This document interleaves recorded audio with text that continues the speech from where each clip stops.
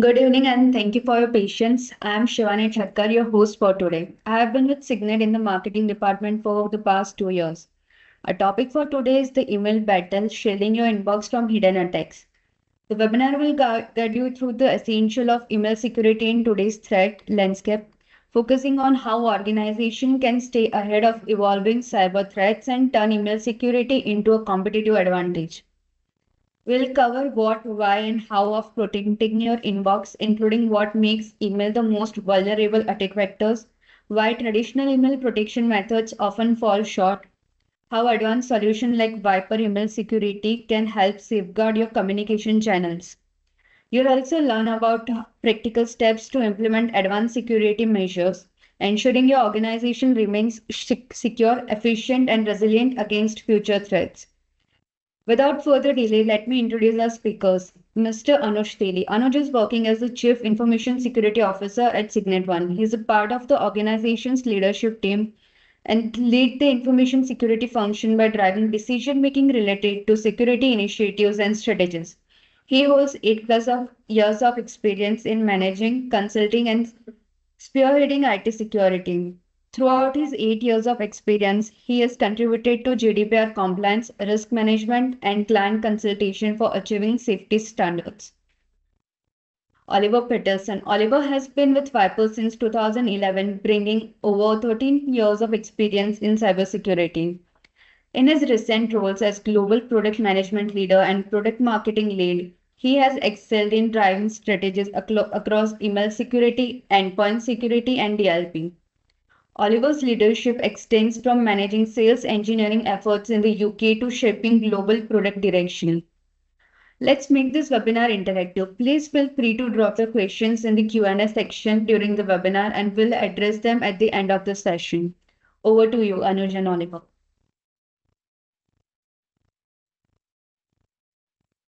Thank you for the introduction, Shivani. Good evening, everyone, and thank you for joining the session today on to the email security and the battle against your mailbox. Before we start, let's discuss on to the details that has been shared with all of you when you registered onto the Q3 report that Viper has been producing. And again, a question to you, Oliver, onto that particular report as well. How and what do you see as a major change that has happened into this particular quarter? As Viper, you have been working on to ensuring that you identify and protect the organizations proactively from these type of threats. What are the major points that you have identified into this particular quarter? Yeah, thank you, Anuj, and thank you for inviting us to this webinar.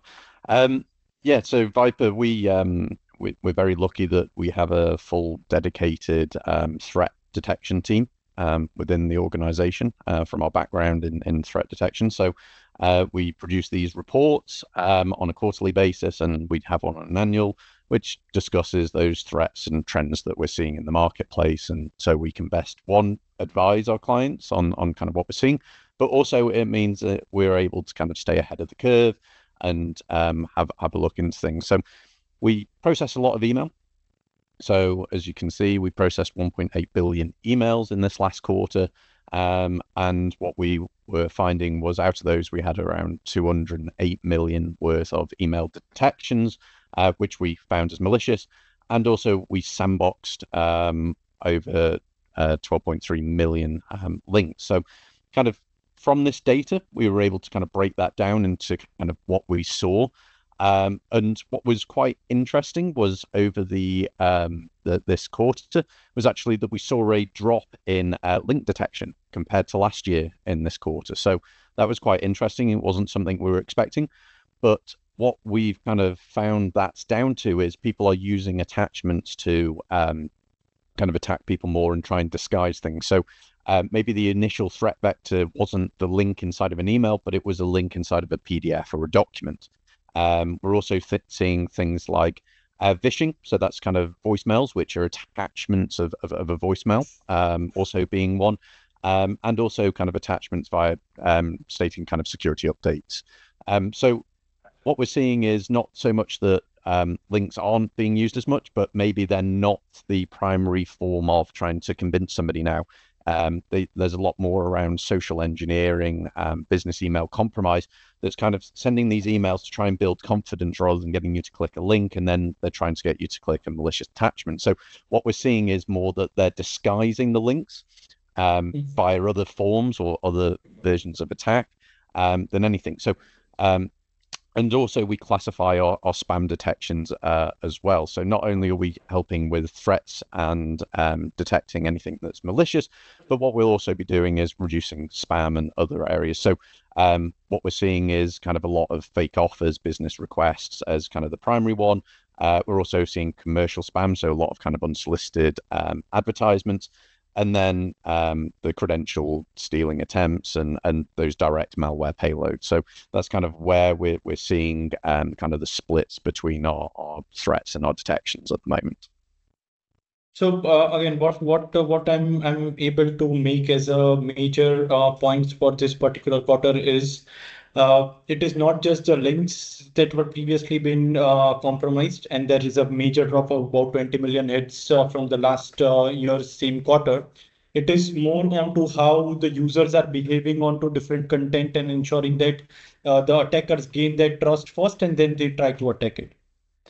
Exactly. So what we're seeing is kind of the move away from that direct, here's a link, click it, to more kind of, as you say, building that confidence, trying to get them to, they're kind of trying to disguise the links in different ways. So as we've seen with kind of the developments in the marketplace, that we're actually seeing that the bad actors are trying different ways. They're still using a similar technique as kind of the link, but they're trying to disguise it a lot more, and they're trying to kind of as you say, gain that confidence in the user before they send it. So what we're seeing is those different methods being used now. Perfect. And how does this goes with the business email compromise charters that we have seen? Is it the same compared to the last year, or have you seen any major changes into that as well? Yeah, no, again, so what we're seeing is that a lot of our BEC, so obviously that we've looked into that, what we're seeing is a change, and whereas it was more obvious to see BEC attacks, what we've seen is actually that out of the samples that we had of BEC attacks that we saw, a lot of those are now being generated via AI. So they're using generative AI like we're all trying to use. We're trying to become better, so are bad actors. So what we're seeing is that they're using that. So what we can use is kind of have a look at kind of how AI generates those to have it as a trigger point. So what we're developing is our new engines and our new email security solutions to be able to kind of pick up on those things. It can't be the only factor just because everybody is using it, but it has to contribute to it. What we see is obviously that impersonation of people inside of organizations. Normally it's those CEOs, those high level executive managers, supervisors, and IT personnel. So what we would expect from a BEC attack is attacking those really important people in an organization. That's not changing. So 90% of those are trying to deceive those top level executives within the business.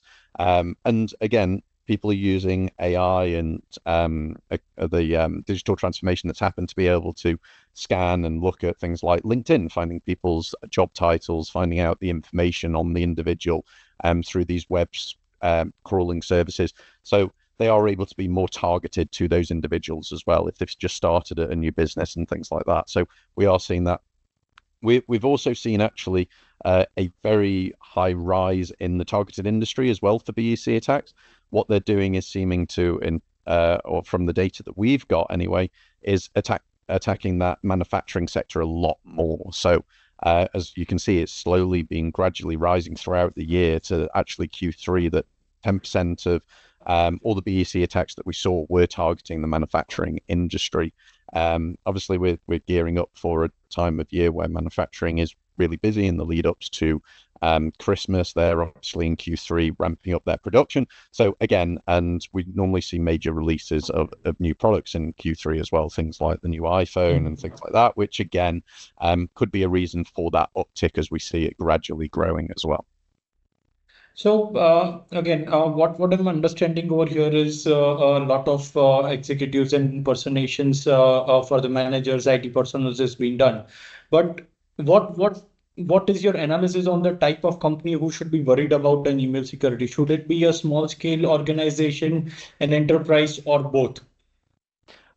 It's really everyone's a target now. So I'll give a couple of reasons for that. BC specifically um, is actually the more targeted to that kind of SMB market, but the reason why it's more targeted to the SMB market is because they're trying to get the credentials of your SMB and use a vendor um, uh, kind of a vendor attack method. So what they're trying to do is still go after the enterprise businesses, but use some of their smaller vendors that maybe don't have the security, that don't have the expensive solutions. So what they do is try and compromise their executives who deal with the enterprise level clients. So it's maybe a smaller business to try and infiltrate that larger company. So what we're seeing is it's kind of this mix of yes, they still attack the large enterprises, they try and get in there, but also one of the methods that people are using is actually attacking the SMB to try and get in there to then impersonate them to attack then the enterprise. So it is really a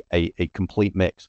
And with those changes in again through digital transformation, it's a lot easier for these bad actors to actually attack a wider range of companies. So in the past, they would have had to be very targeted and try and do analysis on an enterprise level organization or a business to try and break through their firewalls and security systems. Now they're able to send millions of emails out. So they're able to send a broad range of emails out. It's very, very cheap to create these links, host these websites now. So it's not that there's a huge cost to these bad actors. So they are able to target a wider range. So it is really both enterprises and SMBs that are really needing to make sure that they're having a more granular level of protection now. So I wouldn't say So it's more this, important for one or the other, but it's definitely a lot broader.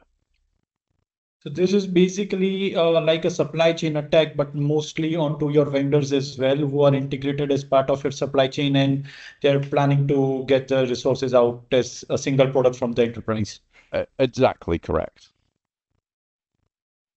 So again, seeing this particular report and again being in Viper for so long, analyzing multiple reports, analyzing multiple threads that you have seen, what are your major takeaways for an organization on defending them from this type of evolving email threats? Yeah, so it's making sure that you're having a dedicated security provider such as Viper and going into kind of a level of depth as well. So as we're seeing, links are a lot more sophisticated. It's not just a link in an email that you know it's bad or good. You need some dynamic scanning. You need to be detecting links within other documents as well. Obviously, behavioral detections as well, anomalies in that email behavior, hidden in those legitimate emails, helping with those BEC. And sandboxing as well. Sandboxing is really important as well. That you're checking for net new attacks because just having a signature isn't good enough anymore. Those traditional forms of protection, so using lists of URLs, making sure that zero-day threats are actually around 60% of what we see now. We see more zero-day threats than actually people using any well-known links or well-known files or attachments. So that legacy traditional way of protecting yourself isn't good enough. But what we're also advising is that we want to have a layered approach. So making sure that you're not just layering your defense in terms of security stack. So having endpoint email security, having all of these systems at different levels. But what we're also advising is businesses to invest in their employees. Their employee can be part of that security stack and that layered protection. So having some type of training that allows your user to be able to identify where some of these threats could be. It could be that, okay, this person doesn't normally talk in this way to me, or they don't normally send me a link. This person doesn't normally talk to me about financial information. Oh, I've never had this style attachment from this person. So user training is really important as well, and having an effective training program within an organization. So it's a combination of having all of these solutions in place, so that layered defense, there's no silver bullet in security. So it's essentially just having these layers, and each layer reduces the risk to an organization by an additional percentage. So it can be that the email security product probably will stop 80 to 90% of it, but then no one is perfect. There will still be things that get through, and that's why you have that layered approach. Okay, the user then can be part of that security stack, the endpoint solution, and everything else. So, again, adopting advanced email security solution, doing the regular training and simulations as well, so testing your users, and then making sure that you've got that click time, that sandboxing, that behavioral analysis every time somebody clicks a link within emails or attachments is really important. Perfect. So again, I understand all of these things where there are layered approaches, there are different aspects that the organization should adopt and ensure that it is not just a signature based or the normal protection, but it is basically a behavioral identification. But let's hypothetically see where an organization is not ready to invest into this particular aspect, or they want to try non-compliance. What do you think can actually go wrong in that organization? And what are the levels where they can fail into this particular aspect? Yeah, so if people aren't investing in these areas, then that there can be some really significant issues that come across. So obviously, with the sophisticated attacks now, it can be very difficult to protect yourself without having a dedicated security provider. And what that can do is expose your organization to loads of areas. So if a breach does happen, if you take ransomware, so maybe it could be that a link downloads some malicious content. Then actually that's going to create some disruption. It's going to cause a burden to the IT team. They're going to have to go in. They're going to have certain individuals in the business that are out, that are going to be offline for a certain period of time, not able to do their job. So there's kind of loads of complexities, even just with your traditional ransomware or malware attack. But what we're seeing is more those BEC attacks, those phishing type attacks, where they're trying to breach customer data and information. So again, ransomware isn't just encrypting a machine. It could be emailing you to say, we've got access to this customer list. We've been able to get access to your systems. And actually, now with things like GDPR, when those things happen that you have a breach, you have to report them. So there's fines, but also if it becomes known to the wider world, then that can cause a lot in terms of reputational damage. If you look at things like the IBM or the Verizon data breach reports, they say now the average per data breach, and that can be through people getting access to your systems, them using these kind of phishing type attacks to gain credentials and get access, actually is coming out around the $4 million mark now on average per attack. And people will go, okay, that sounds way too big for me. I'm only a small business. But where you have to be aware of with those is it's not just the fines, it's not just kind of those legal fees and costs and recovery costs and paying the ransomware, but it's actually also the cost of reputational damage. So the marketing efforts that you have to do to gain the reputation back after you've had these type of attacks. So there's a lot of hidden costs, and the amount of time that your internal team, so it could be your CISO, it could be your IT team, your managing director team, your marketing team. It takes them away from growing your business and puts them onto this effort of, okay, damage limitation. What are they having to spend their time on? So rather than doing what's important to the business, growing it, and actually doing what their job should be, they're having to kind of divert their attention to this data breach and this issue that's happened. And what we're seeing as well is a lot of the time that businesses especially is that they don't want that downtime. So when there is a ransomware, if you do have cyber insurance, a lot of the time these cyber insurance companies now will actually pay it just to get you up and running as quickly as possible, even with the risk that they might not even give you the ransomware key so that you can uninstall it or get rid of it. And they may even sit on those machines. So there's an ongoing cost as well of finding out how did they get on, cleaning it up, is there any remnants of it? So there's a lot of complexity is that if you're not putting enough in to stop them and you have an attack, it's actually normally what we see is kind of it can be 20, 30x what the cost of having a solution in place is. So It's like an insurance policy, is like your security solution. It's a cost that you need and you hope that you don't have to use, whereas there is a visible protection layer. You can look at the analytics, you can see that it's actually doing things and it's stopping things, and it only takes one thing to get through that can cause a really costly issue for an organization.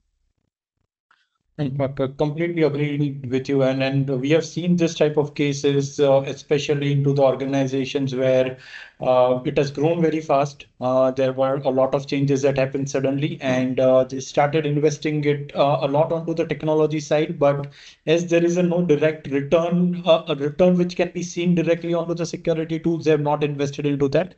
And one breach, one issue, ransomware attack, it practically bankrupts the organization. So I completely agree with you where it is not just a direct breach onto the legal financial aspects, but a reputation loss, the downtimes, the customer impacted with that can cause a very major issue, even if the financial penalties are very low.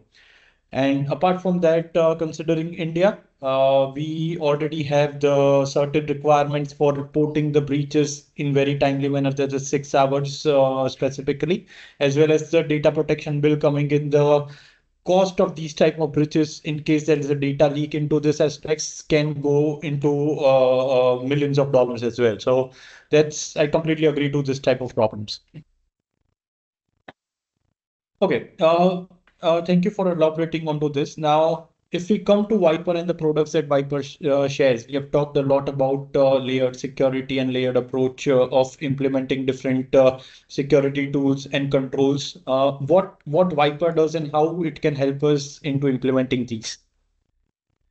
Yeah, so Viper, we're very lucky as an organization to have a very diverse product portfolio. If we're looking at email specifically, we've got our ATP solution, so our Advanced Threats Protection. So we've been in email security for 30 years.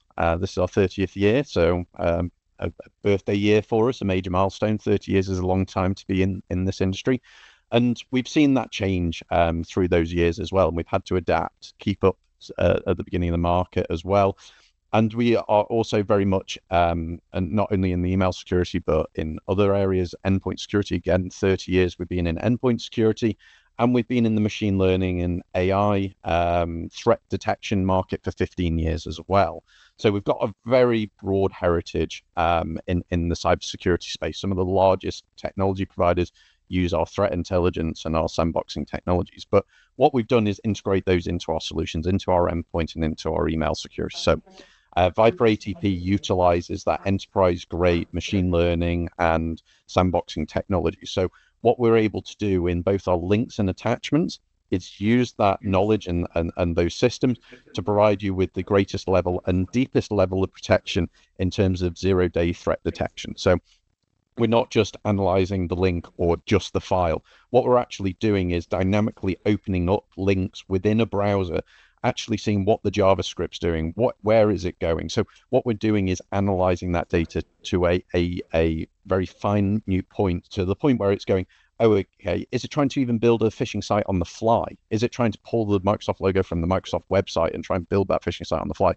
We have that depth of technology, so we're going to be providing you with the greatest level of protection against those net new, most sophisticated threats. But we haven't just only done that. What we'll do is also try and educate your users with this solution. So when we do stop a threat, so one of those advanced threats, we will tell the user why we've stopped it. We'll show them a screenshot of that page. Because we're opening it up in a dynamic browser in the back end, we can actually take a screenshot to show them, look, this isn't the Microsoft page. This isn't that phishing page that or that isn't the page that you're expecting to go to. And then we provide them training at that point as well to try and stop them from doing it in the future. We talked about training in terms of having regular training in phishing simulations. But one of the best points to do that is if you detect something bad, we should also be training them and telling them why it's bad and how that can help them maybe be more vigilant in the future.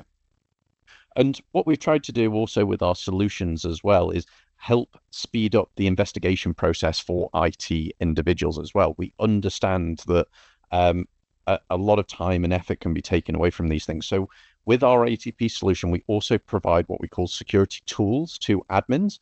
and security analyst within your organization. So we provide a full remote browser isolation solution. If a user comes to you and says, okay, this link's been stopped, can you investigate it? I don't think it should have been stopped. Rather than you having to open it up on a separate machine or have your own remote browser, you can just click a link within Viper ATP, or you can put in whatever URL you want.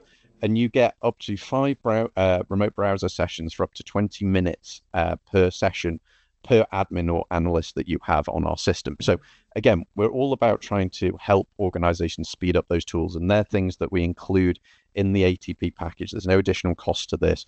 So we're wanting to give you the greatest level of protection, but we also understand that we need to give you tools that you can use as well for your own decision-making processes as well. Or if you've got your own SOC departments, they can use these toolings to investigate things. So it's about having that broad range of not only solutions that we have, but also when we are providing features, actually thinking about how we can help the IT individuals. Perfect. I've also seen multiple different tools onto the Viper side, except from the email security. Just to be mindful of the time, can you please elaborate onto the safe send aspects as well as onto the threat analyzer that we have as part of the Viper portfolio, please?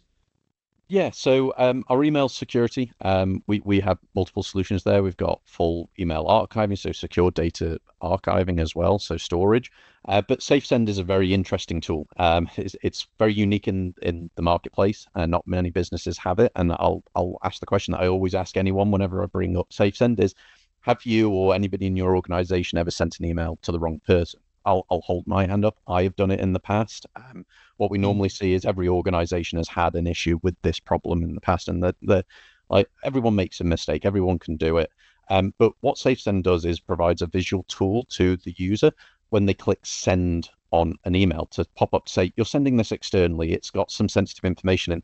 So rather than having a DLP solution on the edge, which then will create tickets, create a quarantine, create some additional workflow, SafeSend, by informing the user, and it kind of comes back to that user training. This is a tool to help your users make more informed decisions at the point of sending and reducing the burden on IT individuals. SafeSend does that in a very clean and easy way. And we've seen an adoption of this solution by your likes of KPMG, Deloitte, some very large organizations, because they've seen those issues and seen the problems. And again, this came out of us seeing that our email solution, because you have a full DLP solution within our ATP stack, is that we were actually stopping a lot of things. And at the time when you actually go and investigate it, it's normally that the person wasn't aware. Oh, I didn't know there was a credit card number in that Excel sheet. I thought I'd removed it all. It's normally that the user isn't doing anything malicious, but they just weren't aware of something within that email chain or within that attachment. So SafeSend gives that awareness to the user at the point of sending, which is a really unique solution. And there's not many people in the market that does it. And it's normally fixing a problem in terms of both reduces actually the amount of sensitive information being sent out of an organization by 60%, even when the person can send it, but also it reduces the IT burden on the IT team that these quarantines and these additional flows happen. I'll just say also, we're very lucky as an organization that we're also on the endpoint security side. So we have a full EDR, MDR solution on our endpoint, which also feeds into that kind of threat system as well. So what we're not just seeing email threats, we're not just seeing things that hit the endpoint, we're also seeing a combination of the two. So what some businesses are seeing in some advanced threats is that the bad actors actually break their malware and their systems up. So there'll be a piece on the endpoint and there'll be a piece sent via an email.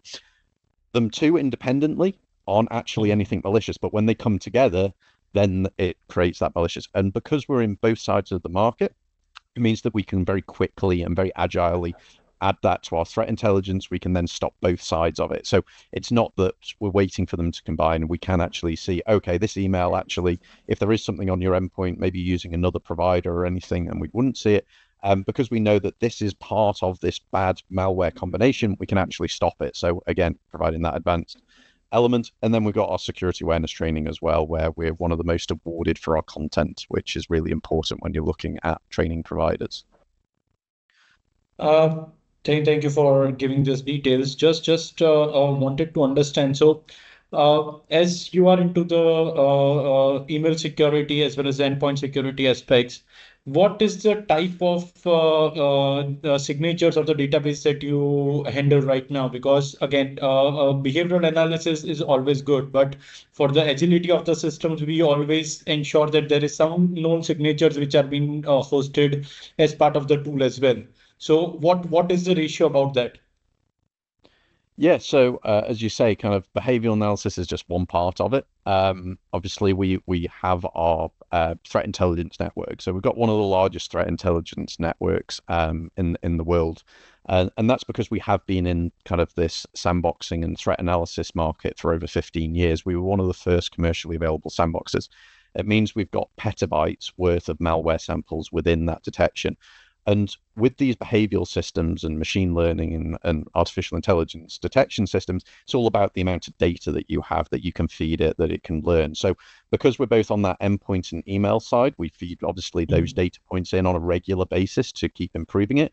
But we've got that 15 years worth of samples as well that it's been learnt off. So it's a um, uh, very accurate system. So a lot of the times with some of these systems, they can be very inaccurate. So if anyone wants to look, there's an AV comparatives report that our EDR solution was included in. And it's this a combination of total cost of ownership as well as detections. We come out top in detections, but also total cost of ownership. And that total cost of ownership is what we were talking about earlier, the IT burden that can be put on people. If you don't have an accurate system, it will be a very noisy solution, a lot of false positives that create a lot of issues for businesses. Our solution has very low false positives. So that total cost of ownership is very low. Whereas if you look at someone like a CrowdStrike, they actually have a lot of false positives, which means that their total cost of ownership is a lot more, and their detection score actually gets hit because of it, because they're creating a lot of noise. So where Viper comes out in the top right, some of these larger players that you think would be very good actually have a lesser detection score and also a higher total cost of ownership. Perfect. I'll just pause for a minute to see if there are any questions till now, and then we'll continue for minute. Like we don't have any questions yet. We'll just move forward and discuss on to the layered security approach in detail. What are the different layers that we protect as part of this particular aspect, and how do we do it using different technologies that we have?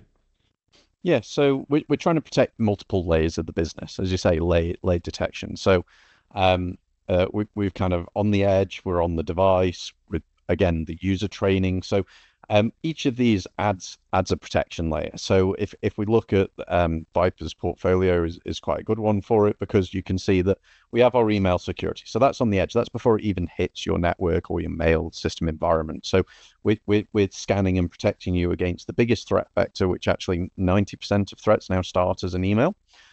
So what we're doing is we're providing you a good layered protection at that point. Then we're also being on the device. So we are having a robust endpoint solution, having a robust security solution at that point as well is again really important, making sure that you're providing yourself with protections if anything does get onto the device, or maybe somebody brings in a USB or they bring in a mobile phone or something from the external world. And also then the user. So if things do get through these different protection layers, making sure that your user's fully aware of their obligations as an employee, as somebody who is part of that security workflow, is also given the tools and the training so that they can be an effective layer of protection as well. So making sure that you've got a very good security awareness training program in place is really important as well. So give all of those different steps at the different points is kind of that layered stack and how you can protect your business, but also the people and productivity. Perfect. Now let's focus on to the email security aspect and understand how the Viper email security works. Is there a major change that an organization needs to do to opt for your email security? And would that be additional time-consuming aspects to receive or send the emails if we have started working on Viper? So it's very easy to set up. So one of the things that we've tried to do with all of our solutions is make it very easy to deploy, very easy to manage. It's kind of a set and forget. So there's a little bit in terms of just getting it set up in the first place. There's some configuration changes, just have the mail transferred to us. But there'll be no downtime for a business. It's not like you'll be without email for any time. And as I say, it's very much kind of ticking some boxes within the configuration. So it's very quick and easy to set up. And making sure that, again, we don't want you to have operational complexities or anything like that. We want to give you the best protection and easy to deploy, and give you those compliancy levels as well. So very easy to set up, not a burden for the team for sure, and something very simple to set up. What about the security policies and the encryption aspects that we configure onto Viper? Does that help us on encrypting the incoming, outgoing traffic that is coming onto our mailbox? And are there specific security policies that can be configured onto this particular tool? Yeah, we've got very granular policy control. So you brought up things like the encryption system. We do have a email encryption product that can help again, encrypt confidential information, set up specific policies around that. But what we've tried to do again with the solution is make sure that obviously security is one aspect, but we've also provided a lot of additional tools, a lot of additional policy systems to help you with maybe your data compliances and those encryption controls that you were just talking about. So yes, we can do both inbound and outbound protection as well, and also encryption and policy control. So it isn't just protecting you from things from the outside, but also maybe some insider threat elements as well. We can put those security systems in place for you. Perfect. And just wanted to understand one scenario where we have seen a lot of our customers who have got impacted. Let's say they've received a link into the email. The link was not malicious when they received it, but after a month or a couple of months, when somebody clicked onto that link, it actually was malicious and it hacked that particular organization. There was a ransomware attack or anything related to that. The email security provider allowed it at the initial time because it was not a malicious link at that time, but after that it converted into malicious link. So any protection that we have around this particular problem? Yeah, that's part of our link isolation tool. So I'll link protection. So what we do is we rewrite all links unless you put in a specific exception. You may decide that you don't want your own domain being rewritten. So we rewrite every link. So essentially, every time somebody clicks that link, we will do our dynamic analysis. It's not just at the point it comes through our system, but every time somebody clicks. And that's an indefinite system. As long as you're a client of ours, all those rewrites will still go through that system. It doesn't matter if it's in 10 years' time, you're looking at an archived email and you click it, we will keep it indefinitely for when, as long as the customer is a client of ours. But what also, as you say, it could be also a legitimate website that's been compromised. So one of the issues that we also see is that it could be a very well-known media company where one of their advertising companies has been compromised, and it's not actually their website that has the compromise. It could be a link off of that. So following redirects and seeing where things go is just as important. So making sure that you're having a robust link protection. It's not just good enough to rewrite it and just check maybe if it downloads an attachment or the first landing site, but also those other landing sites. And that's where Viper, as I say, goes into a lot more depth than a lot of others to give you a more granular and deeper level of protection. Perfect. Thank you for your answer. Now this comes to the technical aspects that we can implement onto the email security side. Now, when it comes to the user behavioral aspects, how Viper security trainings or security awareness trainings that have been provided by Viper can assist us into that particular aspect? Yeah, so obviously we've got the security side, but again, we also have the user training. So sometimes it can be seen as kind of check a box, but making sure that it's effective and efficient at what it's doing is really important. So when selecting a security awareness training program, as well as the actual training, making sure that it's something that is going to be effective. It's not worth doing the training if it's cumbersome, if people aren't going to actually absorb the information and do it. Obviously, we're working more remotely as businesses. So again, making sure that it can be delivered to everybody if they are or not in the office, but also again that they're going to take the time to actually absorb it. And it's that return on investment as well. You want the training to work for your business. So we actually acquired a security awareness training company. That's how Viper got into the security awareness training market. And when we looked at the providers, we went for the one that actually had the most awards for content. It's not what you want is a delivery tool and a portal and things to be able to deliver these things. But the most important thing is that content and that actual training that you're going to receive and making sure that it's effective. So when you look at Viper Security Awareness Training, we're the most awarded in the marketplace, and those awards are for our training. It's not that we have a shiny dashboard or anything like that. We actually overall in 2023, so last year, we were actually have 323 awards in total, and we won 26 just last year alone. So again, those come down to one of the tests that they do is actually they will send the training out to people, so multiple trainings, and then after a month they see the absorption. So one thing is that you need constant training to reduce what's called the forgetting curve. So people actually forget information as time goes on. And it's about that training being effective and how long it's actually absorbed and relevant, and that's where we win our awards. And again, we work in a very broad range of areas as well. So not only do we do your security awareness training, but we can also do HR and compliancy based trainings as well, where a lot of other security awareness training providers just do the security aspects. We can help in a broader range as well. Is this so? With the security training aspects, yes, the trainings are very important. Along with that, ensuring that people get a refresher on a set amount of time is also important. So, does the tool or does the training platform provide us to configure those type of things and ensure that in case we have found somebody clicking on a phishing mail or somebody, if we run a phishing campaign, somebody clicks on it, we can redirect it to this particular tool. Does the tool have those type of facilities? Yes. So what we do is we normally advise what we call one of our learning paths. So we've derived a 12-month course where essentially every individual in the business will get some type of learning every single month.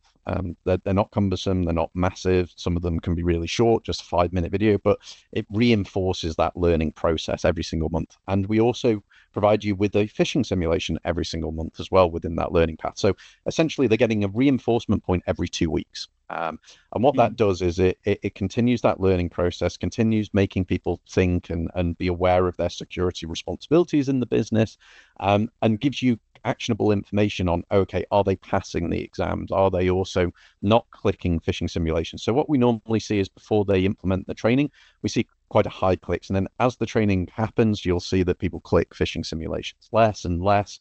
And also their scores go up. So what we see is actually the learning and absorption rate actually increases as time goes on. So yeah, that's all included. And we actually have derived those courses. So there is a kind of a click deployment where it's very quick and easy that you can go off, but we can also customize it. So if you want to change the order or have differences, that's also possible. Perfect. Thank you for giving us a highlight onto the security assessment tool. Now, if you just want to recap the current year and the introduction of AI that has happened into the complete portfolio of information technology, how would you suggest an organization should grow onto IT and security aspects, and what should be the next set of actions that somebody should do to ensure that their organization is protected? Yeah, we've kind of had a theme here is that not only are security solutions having to become more granular, more in depth, but also the attack vectors that are being used as well are becoming a lot more sophisticated as well. So making sure that you're staying up to date, that you're not just continuing on with okay, I've used this solution for 10, 15 years. We would always advise having a review, making sure that they're up to scratch, and also looking deeper. So we talked about link rewriting earlier. it's not only good enough just to do link rewriting, but what is actually the technology that is being used as the detections? Is it that it's just looking up a list? If it is, then that isn't going to be able to cut it anymore. You need to be looking at those. How dynamic are these systems? How in depth are they actually going? Where's their heritage? Where have they actually got these threat detections, and where are they getting it from? So what I'd say is it's not good enough just looking and kind of continuing with status quo, but also looking at, oh, okay, how have things moved on? Is my current solution going to the depth level needed now? Yes, it's stopping 80, 90% of things through those older techniques, but it's that other 10%. Could I be going to a solution that actually will reduce my risk, add another layer, add another protection? So I'd say just when looking at who you're wanting to partner up with and what you want to have as these layered securities, um, make sure that you don't just look on a high level. Make sure you do look a little bit deeper, because everyone will say we do link rewriting, but what does that actually mean to that business? Are they going to the depths that are needed to protect you or not? Perfect, perfect. Thank you for giving such an insightful idea onto how the security landscape should move forward. Just as part of the closing notes, and as there is a buzz that is going around, is Viper as a tool or as a solution in its whole AI enabled, and do we utilize multiple AI technologies onto ensuring that the customers are being protected, or at least they get the detection rightly? Yes, yeah, all our solutions have an element of artificial intelligence or machine learning. Again, because we've been in the market space for so long, 15 years, just specifically in our threat analyzer tool, which is just a pure sandbox that is used by other security, very, very well-known security providers in the marketplace, as well as a lot of SOC businesses as well, so security operations centers, to help them investigate and protect and get the information they need. We've utilized that technology and put that into all our solutions to provide that greater level of protection. So, and that system is always growing. The data it's using is always growing, and also that means that the effectiveness of it is always improving as well. Perfect. With that, thank you very much, Oliver, for such an insightful session onto the current email security issues, as well as what Viper has the capabilities on protecting an organization, both onto the technical and the people side. I'll hand it over to Shivani just for the closing remarks. Thank you. And if you have any questions here. Thank you everyone for your time, and a big thank you to Anuj and Oliver. I hope this session was insightful for you all. Once again, thank you everyone. I'll be ending the session now.